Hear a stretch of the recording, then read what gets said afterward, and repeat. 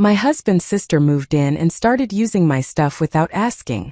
She scratched my car and opened a credit in my name. When I finally said something, she told me, "We're family. Stop acting like everything here is yours." My husband just nodded and smirked. So I stayed quiet and started making moves. But before I got to that point, I spent way too long wading through the swamp of politeness and denial. My name's Madison, Maddie to my friends. I'm 34, a freelance graphic designer. I work from home designing packaging, labels, logos, anything that ends up printed and sold. It's not glamorous, it's not art, but I love it. It's precision, texture, fonts, a bit of taste, and it pays the bills. I'm not some creative genius. I'm just good at what I do and don't waste time pretending otherwise. I earn a decent living. More than people think. Especially my husband. He calls it internet hobby stuff. That internet hobby has been paying our mortgage. Zach, my husband, works for a home security company. Drives around, installs cameras, climbs ladders, comes home tired but chill. He's 36. Generally a good guy. Or he was. When we met, he seemed grounded, calm, not much of a talker but solid. The kind of guy who could fix a leaky faucet without making it worse. I figured that's the balance. I'm the creative dreamer, he's the steady one.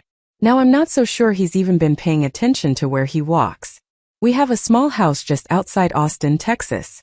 3 bedrooms, a garage, a backyard with zero lawn and a lot of ambition. One bedroom was the guest room. Another my home office. My space. My desk, shelves, monitor, drawing tablet, and the expensive laptop that's not just gear. It's my livelihood, my bubble, my quiet place in a loud world full of likes. Zach called it the cave. Like I was in there doing tarot readings or whispering to crystals. Funny. That cave paid for our vacations, our furniture, and those fancy speakers he put in his car. The first 3 years of our marriage were mostly fine.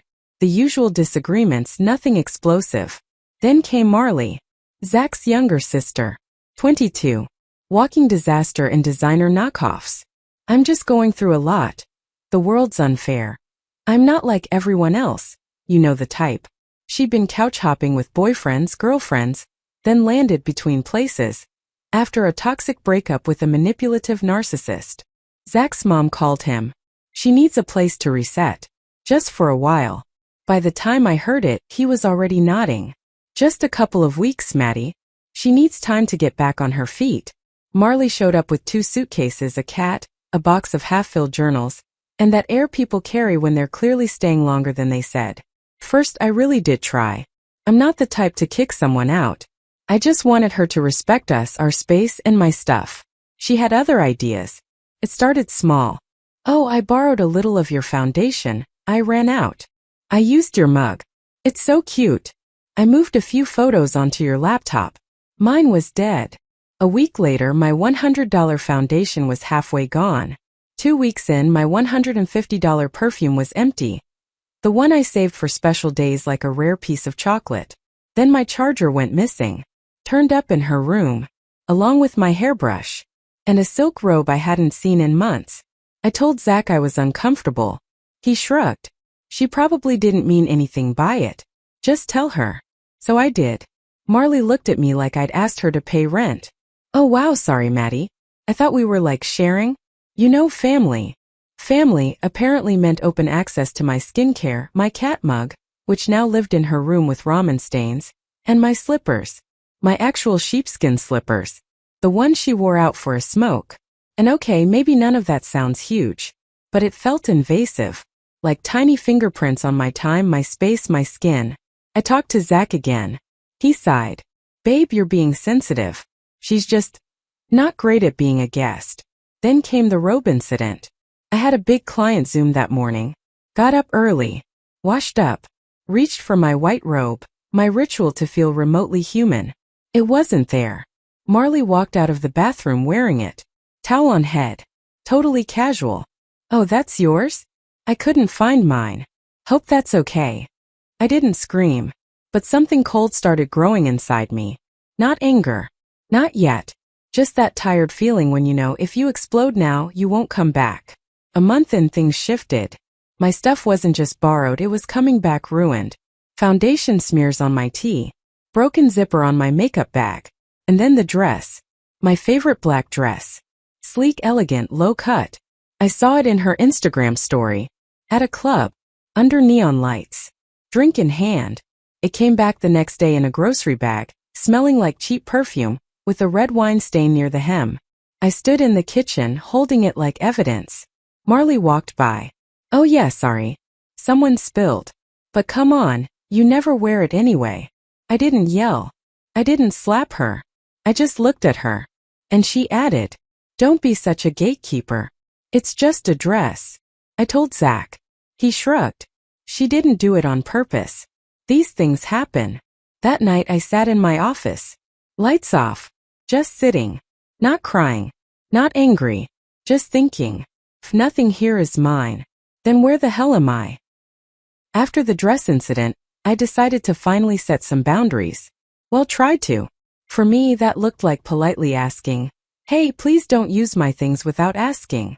And silently falling apart when I saw my favorite hoodie in Marley's Instagram story. You know, the one she just borrowed to wear around the house. Except now she was wearing it at some bonfire party, laughing with a group of people I'd never seen before. Sometimes I'd catch myself avoiding her, not because I was scared, but because I was tired. Tired of how nothing stuck. You couldn't reason with her. Couldn't guilt her. Couldn't even get her to care. Everything became a joke. Oh, I didn't know you were that sensitive. You sound like my old high school teacher, so uptight. Relax, Maddie. Seriously. Zach thought I was just overreacting to little things. But little things? Little things are grabbing the wrong remote. When someone constantly disrespects your space, your time, your sense of self. That's not a little thing. That's slow erosion. Then came the car. Not brand new, but mine. My Mazda. I took care of it, not because I'm into cars, but because it was mine. My stability, my backup plan. When you freelance, clients cancel, deadlines slip, but the car is solid. Or was.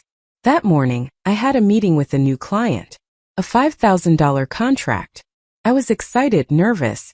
Got dressed, prepped my samples, walked outside. No car. First thought. Stolen. Then I checked the key hook. Empty. Then I opened Instagram. There she was. Marley. In my car. Cruising downtown for coffee and nails. Caption self-care day. I stared. Inhaled. Exhaled. Called her. Where are you? Downtown. Why are you freaking out? You took my car. I'm just using it for a couple hours. It's not like you needed it. But I did need it. And now the meeting was a bust. Sure, I could have taken a rideshare, but the samples, the packaging, the mock-ups, they were all in the trunk. That meeting was my foot in the door. The client was testing me out. He texted later. Sorry it didn't work out. We're going to explore other options. Zach said. She didn't know you had a meeting. Don't be mad. Of course she didn't know. She didn't ask. My boundaries had been bulldozed again. And no one even flinched. I didn't scream. I didn't cry. Just felt hollow. A week later, Marley took the car again. Just grabbing takeout. She came back with a dent in the front fender. A scratch down the side, long and sharp like a scar. Someone must have hit it in the parking lot. She shrugged. Not my fault. Are you okay? Zach asked, looking at her like she'd barely survived a war. I'm fine, she smiled like she just spilled a drink and not dented my car. Later, my mother-in-law called. Maddie, seriously? You're more worried about a car than your sister-in-law's safety. Yes, because Marley, parked outside a taco place, was nearly murdered by a curb. And the dent? Never discussed. The scratch? Never acknowledged. I asked Marley if she'd help cover repairs. Why? I told you it wasn't me. I was just parked there. Right. Just parked. Just borrowed. Just scratched. Just yours now, apparently. A few days later, I walked outside and the car was gone. Again. Keys? Nowhere. I walked back inside. There was Marley scrolling through her phone on the couch. Where's my car? She froze. Then shrugged. Impound lot. What? I went to my friend's last night. Parked outside her place, came back, and it was gone. Then defensive. There wasn't even a sign there. Why didn't you go get it? I can't. Why? My license expired. I don't want to risk more trouble. Can't you go? So I took a rideshare. Brought all the paperwork. Paid the fine. Wasted half a day. Came back. Marley was watching Netflix. Eating ice cream straight from the carton. That night Zach asked, "You're not freaking out over the car, right?" "No, Zach. Not just the car." That's the moment I realized Zach wasn't stupid. Just comfortably oblivious. But the final glorious cherry on top? I was working on a tight deadline for a beauty brand, prepping a client presentation due the next morning. I stepped out for a quick walk to clear my head. Came back. Marley was in my office. On my laptop. FaceTiming someone. "Your phone not working? It died. And you weren't using the laptop." "Relax. I didn't break anything." The file was gone. Just gone. She'd saved her beauty blog draft over my presentation. When I opened the folder, expecting layout grids and mock-ups, I got glittery pink backgrounds and 6 versions of her selfie in a crown filter. The client pulled out. And why wouldn't they? Marley didn't break anything, but somehow managed to break everything. That night I said it, finally calmly. "I don't want you in my office anymore. Don't touch my laptop. Don't touch my things." She raised an eyebrow like I'd asked her to start paying rent. "Wow, someone thinks she's special." "I'm just asking for basic respect. We're family. Stop acting like you're the queen of this place." Then she left the room. And Zach? He just shrugged. "You can be a little harsh sometimes." She didn't mean it. Meant it or not, the result was the same. I no longer felt like I lived in my own home. I felt like I was crashing on someone's couch, someone who forgot they invited me. If I spoke up, I was being dramatic. If I stayed quiet, everything's fine. The next day I got the email. Bank approval. A line of credit. $3,289. MacBook Pro, iPhone, accessories all in my name. Shipping address? Our house. I just froze. How? Only I had the password to that email. Or so I thought. But then I remembered my laptop. She'd been in it. Saved logins, autofill, birth date, address. Handed to her like a welcome gift. That evening I found the box on our porch. Marley came out grinning, holding the shiny new laptop like it was a prize from a game show. "OMG, finally. Isn't it gorgeous?" She beamed. "I knew you'd come through." "You used my name," I said. "You opened a credit in my name." She just laughed. "Oh, come on. You're doing fine. I'll pay you back. We're family." I didn't say a word. Didn't yell. Didn't throw the box. Not because I didn't know what to do, but because that was the moment silence hit. Not the awkward kind. Not the kind you use to guilt someone. The kind that happens when everything inside you collapses at once. And in that silence I started planning. There was no meltdown. No shouting. Just a pause, the kind where something inside you clicks and says, "We're done here." Not the marriage. Not the love. Just the trying. I went into the bedroom, pulled out my old laptop. The one that still felt like mine. No one had touched the browser settings. My tabs were still there. My passwords. My thoughts. The next day I called a lawyer. Found him through a friend. Her ex had taken out a credit card in her name to buy a PlayStation. Back then I laughed. Now, not funny. The lawyer was calm, quiet, professional. He listened. For a long time. Took off his glasses, rubbed his eyes and asked, "Do you have any proof?" "Yes." Screenshots. Photos of the car damage. Emails with clients. The cancellation after the loss project. The bank alert. Even the shipping confirmation for the MacBook. All of it. He nodded. "This isn't just a misunderstanding. It's potentially financial abuse and identity fraud. You need to start documenting. Today." I walked out of his office, sat down at a coffee shop around the corner, ordered a black coffee, bitter enough to match the day, and wrote a list. Simple. Sharp. Like nails on a board. 1. Turn off autofill on all devices. 2. Change every password, email, bank, socials. 3. Save every receipt, invoice, message. 4. Separate finances. 5. Get my tech out of that house. That last one hurt. Physically. I came home when Marley was out and Zach was at work. I quietly packed my tablet, backup laptop, graphic tablet, chargers, drives, everything tied to my job. Loaded it into a backpack and a duffel.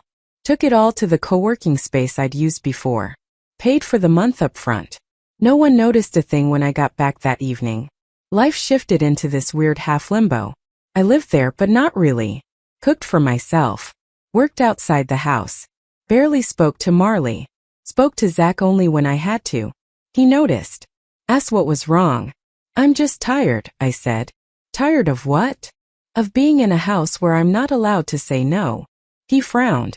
I don't get why you're being so dramatic. I tried to explain. That when your things stop being yours, when you're the one paying the bills but not allowed to have an opinion, when you're told you're too much for just wanting space, that's not a partnership. That's a lease. Without a contract. He got upset. Sulked. Came back later with, you know I love everyone. I just show it differently. A week later I rented a small studio downtown. Told Zach it was for a big new project. I've got too many deadlines, I said. I need focus. I'll be there a couple weeks. He shrugged. Hope you're not mad at us? Us. I echoed, pretending not to know who he meant. You know, me and Marley. Don't worry, I said. I'm just doing what I have to do. He didn't even ask when I'd be back. The studio was cold but peaceful. No other voices. No mystery mugs in the sink. No showers running while I tried to work.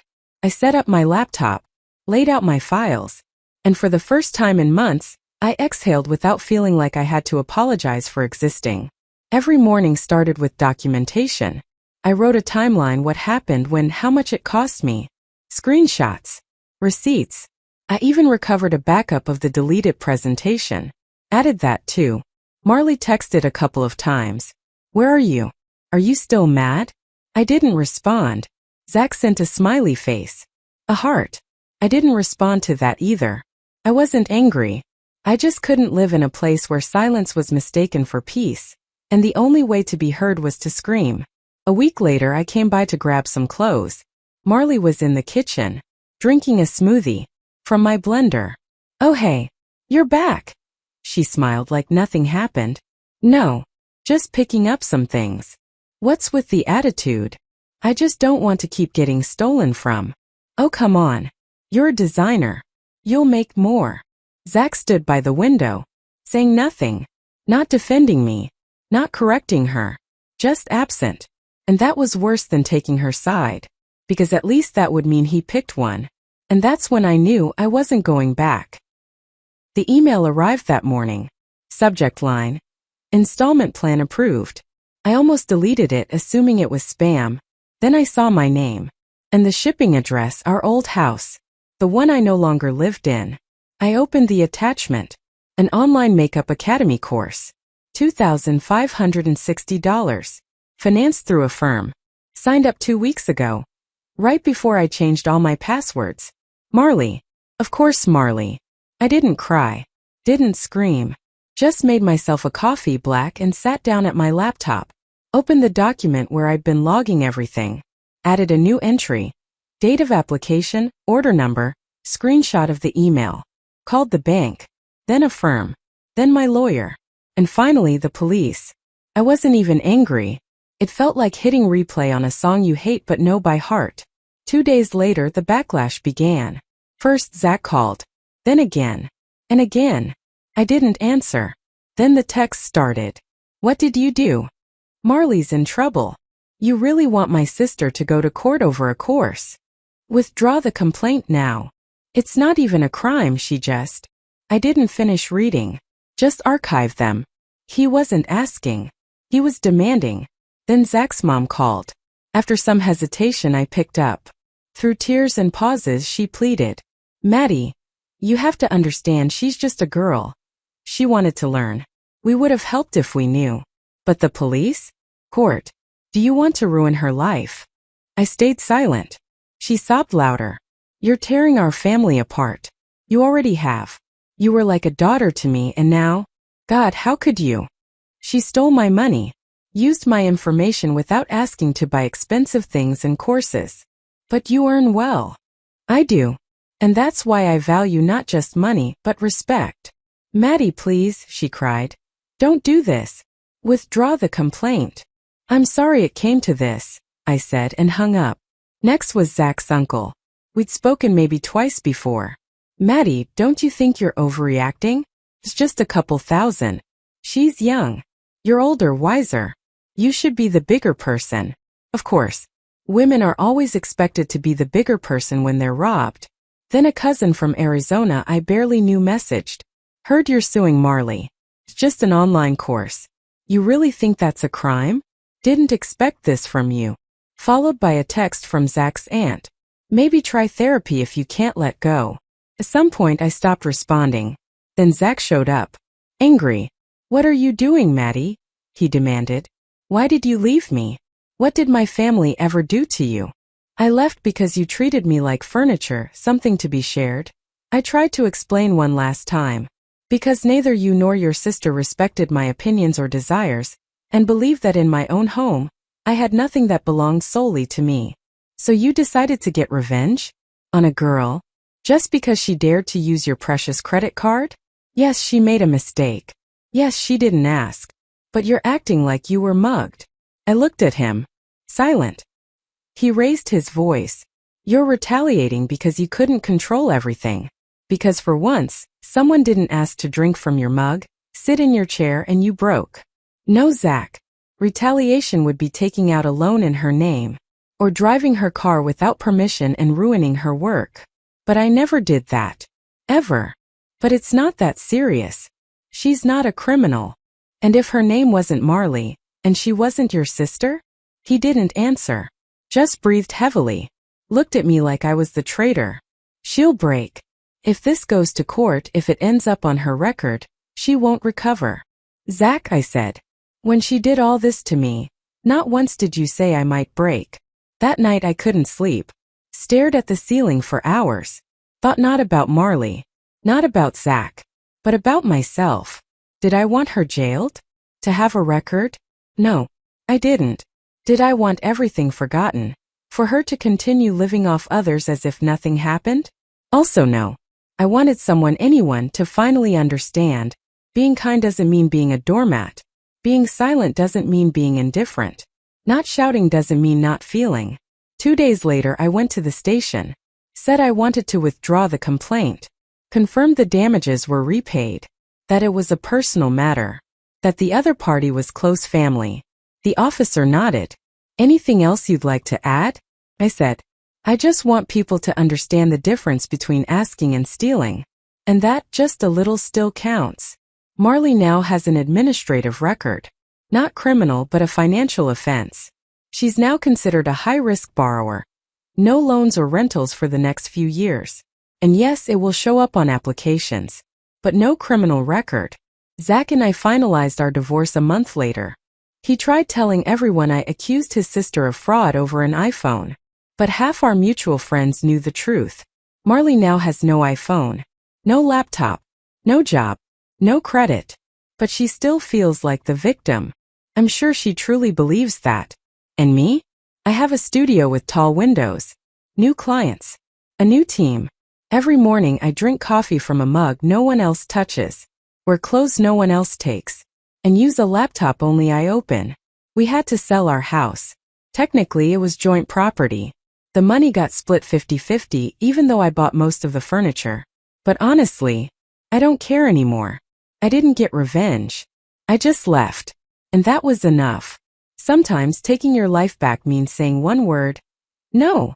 Not explaining. Not justifying. Just saying it and walking away. So you can finally breathe again. But what do you think? Should I have followed through to the end? Do people deserve forgiveness if they're not sorry? Let me know in the comments what would you have done. And if this story hit home for you, don't forget to hit that subscribe button.